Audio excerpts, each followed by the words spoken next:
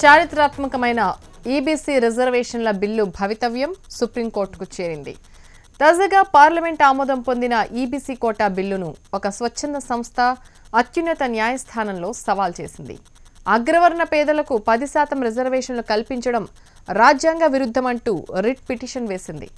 రిజర్వేషన్లకు ఆర్థిక స్థితి ప్రామాణికం కాదన్న పిటిషనర్ 124వ రాజ్యాంగ సవరణ చేసి తెచ్చిన ఈబీసీ కోటా బిల్లు సమానత్వ హక్కుకు వ్యతిరేకమని చెప్తున్నారు. రిజర్వేషన్లు 50% మించకూడదని గతంలో సుప్రీంకోర్టు ఆదేశాలు ఇచ్చిందని, ఇప్పుడు ఈబీసీలకు 10% కోటా ఇవ్వడంతో ఆ తీర్పును ధిక్కరించినట్లయిందని పిటిషనర్ వివరించారు.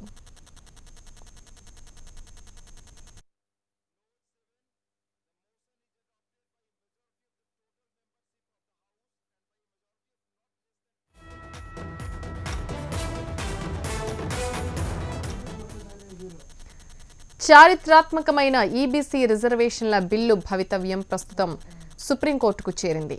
తాజాగా పార్లమెంట్ ఆమోదం పొందిన ఈ ఈబీసీ కోటా బిల్లును ఒక స్వచ్ఛంద సంస్థ అత్యున్నత న్యాయస్థానంలో సవాల్ చేసింది.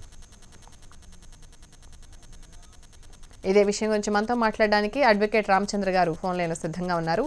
నమస్తే అండి రామచంద్ర గారు. నమస్కారం అండి. అయితే చెప్పండి. ఉద్దేశం మంచిదే, ఇవ్వడం మంచిదే, కానీ ఆర్టికల్ 14, 15, 16 కింద మామూలుగా సోషల్ బ్యాక్వర్డ్నెస్ మీదనే ఇవ్వచ్చు కానీ ఎకనామిక్ బ్యాక్వర్డ్ మీద ఇవ్వడానికి వీల్లేదు. ఒకటి. రెండు, ఇప్పుడు ఆర్టికల్ 15, 16 కాన్స్టిట్యూషనల్ అమెండ్మెంట్ కూడా చేసినారు కాబట్టి ఎకనామిక్ బ్యాక్వర్డ్ కూడా ఇవ్వచ్చు అని చెప్పారు. కానీ సుప్రీంకోర్టు అంత మునుపు ఇటువంటి రిజర్వేషన్స్ 50% మించకూడదని చెప్పున్నారు. ఆ 50% కాకుండా ఇప్పుడు 60% అవుతుంది సుమారుగా ఈ రిజర్వేషన్ అన్ని కలుపుకుంటే. ఈ 60% లిమిట్ వీళ్ళు ఒప్పుకుంటారా లేదని చూడాలి.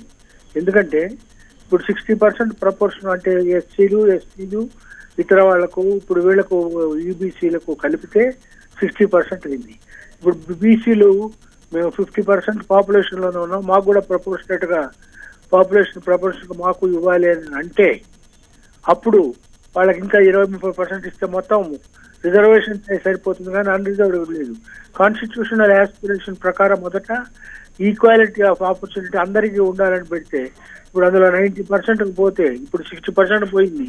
ఇక బ్యాక్వర్డ్ క్లాస్ కూడా ఇచ్చే 80-90% పోతే మన equality of opportunity for all the citizens in this republic becomes meaningless. కాబట్టి ఎక్సెప్షన్స్ ఈట్ అవేది ఓన్ థింగ్ అన్నట్టు అయింది పరిస్థితి. సుప్రీంకోర్టు ఏం చేస్తుందో చూడాలి, whether it will allow crossing of 50% or not is remains to be seen. Right. అయితే రామచంద్ర గారు, ఇప్పుడు రాజ్యాంగ సవరణ నేపథ్యంలో ఇప్పుడు సుప్రీంకోర్టులో దాఖలైన పిటిషన్ ఎలా చూడొచ్చు అంటారు?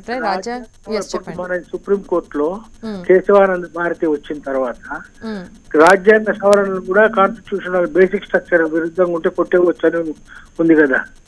కాబట్టి రాజ్యాంగ సవరణ కూడా క్రాష్ చేయవచ్చు వాళ్ళు 50% మించి ఒప్పుకోకపోతే. ఓకే, థ్యాంక్ యూ అండి.